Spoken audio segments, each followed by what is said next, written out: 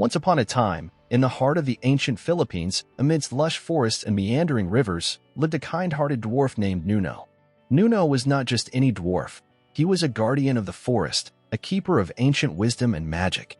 In a nearby village, there lived a curious and adventurous girl named Amihan.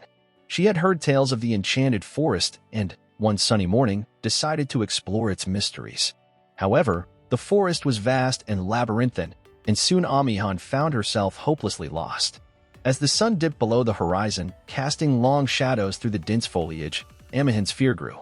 It was then that Nuno, with his keen guardian senses, found her. Seeing her distress, Nuno, with a gentle smile, offered his hand and led her to his humble abode, nestled deep within the heart of the forest. Nuno cared for Amihan, sharing with her the secrets of the forest, teaching her the language of the trees and the dance of the river. Amihan, in turn, brought laughter and joy to Nuno's quiet existence. They formed an unlikely friendship, one that transcended the boundaries of the natural and the human. Months passed, and Amihan learned the ways of the forest. One day, Nuno, seeing that Amihan missed her home, used his magic to guide her back to her village. Amihan returned, not just as the girl who had once been lost, but as a bearer of prosperity. With Nuno's blessings, the village's crops flourished like never before, their waters teemed with fish, and their lands were abundant with gold. The village, once humble and welcoming, transformed. The villagers, basking in their newfound wealth, became arrogant.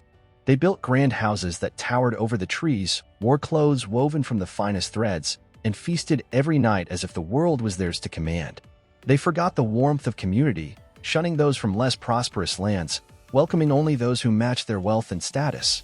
Amihan, with a heavy heart, watched as her once kind and loving neighbors turned their backs on the virtues that had defined them.